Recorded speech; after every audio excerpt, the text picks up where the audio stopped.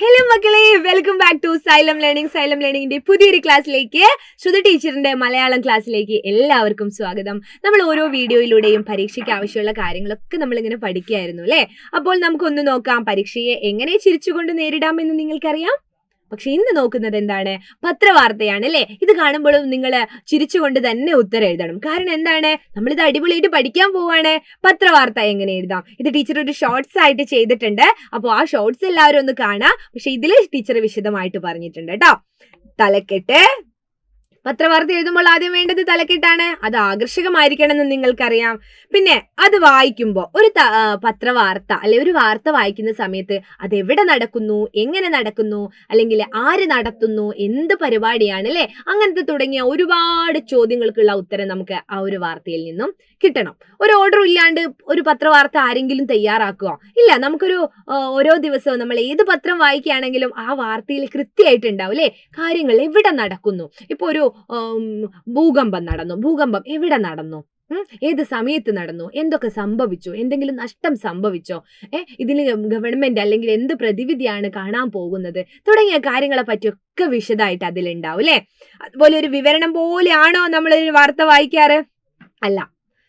പിന്നെ ആശയം നഷ്ടപ്പെടാതെ അടുക്കും ചിട്ടയിലും നല്ല ഭാഷയിലും വേണം ഒരു വാർത്ത എഴുതാൻ. സത്യസന്ധമായി എഴുതണം, ഖണ്ഡിക തിരിച്ച് എഴുതണം കേട്ടോ. അപ്പോൾ നമുക്ക് തലക്കെട്ട് ആകർഷകമായിരിക്കണം എന്ന് ടീച്ചർ പറഞ്ഞു. അതുപോലെ സ്ഥലം എന്ന് എഴുതിയിട്ട് ഒരു 2 കുത്ത് നമ്മൾ ഇടാറുണ്ട് അല്ലേ. ഭിത്തിക എന്നാണ് അതിന് പറയാ. പിന്നെ ഏറ്റവും പ്രാധാന്യമുള്ള കാര്യമാണ് ആദ്യം എഴുതുക, പിന്നെ പ്രാധാന്യം കുറഞ്ഞത്, പിന്നെ അതിലും പ്രാധാന്യം കുറഞ്ഞ കാര്യങ്ങളാണ് ഇങ്ങനെ എഴുതി ഖണ്ഡിക തിരിച്ചെഴുതുക. അപ്പോൾ നമുക്ക് ഒരു ചോദ്യം അല്ലെങ്കിൽ ഒരു വാർത്ത പരിചയപ്പെടാം. എന്താണെന്നറിയോ? തലക്കെട്ട് ടീച്ചർ ഒരു 3 എണ്ണം കൊടുത്തതേ ഉള്ളൂ. 100 മേനി കൊയ്ത് വിദ്യാർത്ഥികൾ, മണ്ണിൽ പൊന്നു വിളയിച്ച് വിദ്യാർത്ഥികൾ, മണ്ണിൽ പുതുപാഠം ഒരുക്കി വിദ്യാർത്ഥികൾ. ഈ വാർത്ത ടീച്ചർ തയ്യാറാക്കിയ ഈ വാർത്തയ്ക്ക് ഈ 3 പേരിൽ ഏത് വേണമെങ്കിലും എന്ത് ചെയ്യാം, നമുക്ക് ഉപയോഗിക്കാം. പക്ഷെ ഈ ഒരു പേര് വായിക്കുമ്പോൾ തന്നെ മണ്ണിൽ പൊന്നു വിളയിച്ച് വിദ്യാർത്ഥികൾ, കൊള്ളാലോ. ആ വിദ്യാർത്ഥികൾ എന്താ ചെയ്തത് അല്ലേ? അല്ലെങ്കിൽ മണ്ണിൽ പുതുപാഠം ഒരുക്കി വിദ്യാർത്ഥികൾ, കുട്ടികൾ എന്തോ ചെയ്തിട്ടുണ്ട്. ഏത് സ്കൂളിലെ കുട്ടികളാണ് എന്നൊക്കെ നമുക്ക് അറിയാൻ ഒരു ആകാംക്ഷ ഉണ്ടാവും അല്ലെ, എന്താ അവര് ചെയ്തത് എന്നുള്ളത്. അപ്പോൾ വാർത്ത ഞാൻ ഒന്ന് വായിക്കാം. ആദ്യം ടീച്ചർ സ്വന്തം ലേഖകൻ എന്ന് എഴുതി. സ്വന്തം ലേഖകൻ എന്ന് നിർബന്ധമില്ല, എങ്കിലും നിങ്ങൾക്ക് ഇതിനെപ്പറ്റി ഒരു ധാരണയുണ്ട് എന്ന് ഈ ഒരു ഉത്തര പേപ്പർ നോക്കുന്നവർക്ക് മനസ്സിലാവും അല്ലെ, സ്വന്തം ലേഖകൻ. പിന്നെ മേപ്പയൂർ, ടീച്ചറിന്റെ സ്ഥലം മേപ്പയൂരാണ്. അപ്പൊ ടീച്ചർ മേപ്പയൂർ എന്ന് എഴുതി. എന്നിട്ട് 2 കുത്ത്, ഇതിന് നമ്മൾ ഭിത്തിക എന്ന് പറയും അല്ലെ. മേപ്പയൂർ നോർത്ത് MLP സ്കൂൾ വിദ്യാർത്ഥികൾ ആരംഭിച്ച ജൈവ കൃഷി കേരളത്തിന് മുഴുവൻ മാതൃകയായി.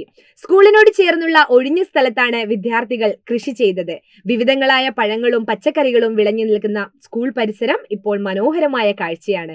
അധ്യാപകരുടെയും രക്ഷിതാക്കളുടെയും ഒപ്പം കൃഷിഭവൻ ഉദ്യോഗസ്ഥരുടെയും സഹായത്തോടെ കുട്ടികൾ നടത്തിയ കഠിനാധ്വാനമാണ് ഈ നേട്ടത്തിന് പിന്നിൽ. ജൈവ കൃഷിയുടെ വിളവെടുപ്പ് കൃഷി മന്ത്രിയുടെ സാന്നിധ്യത്തിൽ ഏറെ വർണ്ണാഭമായി തന്നെ സംഘടിപ്പിച്ചു. കൃഷിയുടെ മഹത്വം മനസ്സിലാക്കി മണ്ണിനെ അറിഞ്ഞ് വളരുന്നവരാവട്ടെ ഓരോ കുട്ടിയുമെന്ന് മന്ത്രി ആശംസിച്ചു.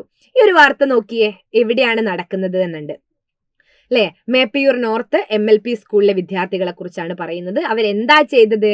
ജൈവ കൃഷിയാണ് ചെയ്തത്. പിന്നെ എവിടെയാണ് ചെയ്തത്? സ്കൂളിനോട് ചേർന്നുള്ള ഒഴിഞ്ഞ സ്ഥലത്താണ് വിദ്യാർത്ഥികൾ കൃഷി ചെയ്തത്. എന്താ ചെയ്തത്? വിവിധങ്ങളായ പഴങ്ങളും പച്ചക്കറികളും ആണ് ചെയ്തത്. എന്നിട്ട് ആ രണ്ട് സെന്റൻസിനെയും 2 വാക്യത്തെയും കൂട്ടിയിണക്കിയത് കണ്ടോ? വിവിധങ്ങളായ പഴങ്ങളും പച്ചക്കറികളും വിളഞ്ഞു നിൽക്കുന്ന സ്കൂൾ പരിസരം ഇപ്പോൾ മനോഹരമായ കാഴ്ചയാണ്. എന്താണ് ചെയ്തത് എന്നും ടീച്ചർ ഇവിടെ പറഞ്ഞു. ഒപ്പോൾ അതിന്റെ ഒരു മനോഹാരിതയെ പറ്റിയും പറഞ്ഞു. പിന്നെ ആരൊക്കെ സഹായിച്ചു എന്ന് പറഞ്ഞു? അധ്യാപകരും രക്ഷിതാക്കളും ഒപ്പം കൃഷിഭവൻ ഉദ്യോഗസ്ഥരും ഒക്കെ സഹായിച്ചിട്ടുണ്ട് അല്ലെ. അവരുടെയൊക്കെ സഹായമാണ് ഇവരുടെ കഠിനാധ്വാനത്തിന് പിന്നിൽ. പിന്നെ എന്താണ് നടന്നത് എന്നല്ലേ, കൃഷി മന്ത്രിയുടെ സാന്നിധ്യത്തിലാണ് നടന്നത് വിളവെടുപ്പ് നടന്നത്. അതുപോലെ കൃഷിയുടെ മഹത്വം അദ്ദേഹത്തിന്റെ പ്രസംഗത്തിൽ എന്താണ് പറഞ്ഞത് എന്നും കൂടെ.